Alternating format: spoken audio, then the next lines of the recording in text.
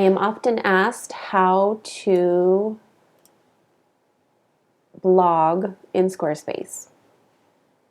And I'm going to walk you through a couple of super simple ways to create new posts, edit them, improve the search engine optimization, and display them on your website.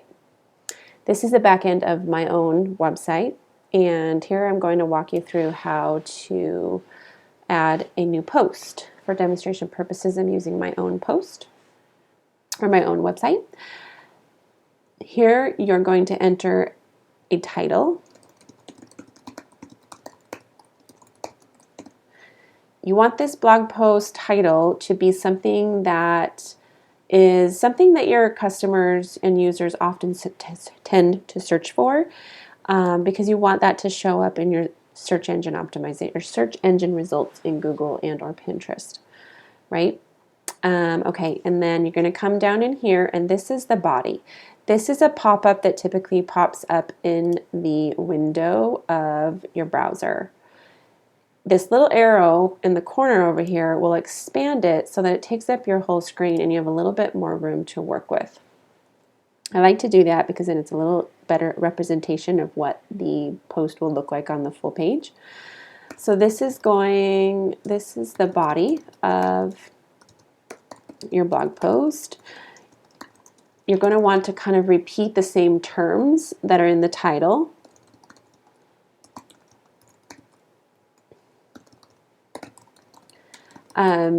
Because search engine bots recognize that as legit SEO, for lack of better terms. So that's just something important to note. You're going to want to include all of your copy, blah, blah, blah. If you want to do another text block, this is header 2 to kind of break it up. Then you can put a line break.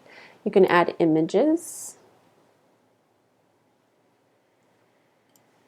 In this case, I want to show you what it looks like to add and change the sizes of your images. I oftentimes set up posts so that they have columns, right? Or maybe you don't want the image to be this big. So I've got spacer blocks that I've added here. And then as you saw, you can, with the hand icon, when you roll over that block, the hand icon appears. And then you can drag it, and where that dark, bold black line appears is where you're going to move that spacer. So if I drag it down here, it's going to go directly under. If I drag it over here and highlight this side, it's going to align it next to it. And then as a result, I can grab this image with the hand tool and drag it under this block until it highlights just under that block. And then you can grab the line in between the spacers and resize your image accordingly. And then you've got 2 columns. So say you want to write, this is the best, if I can spell, recipe on the blog. Check it out. Right? And then you can add buttons. Say you want to have them go to a different area in your site, you can add a button.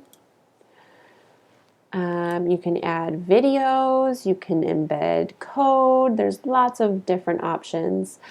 A lot of my photographers and interior designers will embed galleries of their work. So if you have created a gallery outside of this blog post, then you can then reference it here. For example, I have my brand lifestyle gallery,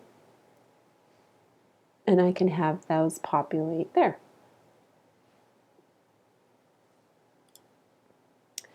Okay, and then I'm going to close this back so it's back to our original pop-up. And then for every post, you need to put it in a category and you need to have tags on it so that it can be found in search engine results all across the internet or found within your own site search. So I oftentimes, with my design and photography business, I will label things as photography versus design versus Squarespace. In this case, if I were posting this tutorial, I would put Squarespace, I might put websites, and then tags are going to be deeper dive into the categories, right? So this is going to be a tutorial, and you can separate them with commas. Tags, if you are like a wellness coach, if you are a photographer, tags are going to be more like newborn. So the category is going to be photography, tags are going to be newborn, branding, lifestyle, weddings, etc. If you're a wellness coach, you would have categories such as nutrition or fitness, and then you can dive deeper, and the tags can go even deeper, like soup recipes, bowl life, fruits and veggies, dinner ideas, breakfast ideas, baked goods. You can go for days, and all of these tags are going to improve your SEO long term. You have the option to choose comments on and off. Then you also have the option to just save it as a draft or save and publish immediately. So if I wanted to save and publish, it would go live on my site right now. And I don't want to do that, so we are going to cancel and discard. I hope this was helpful. Cheers to making your beautiful website.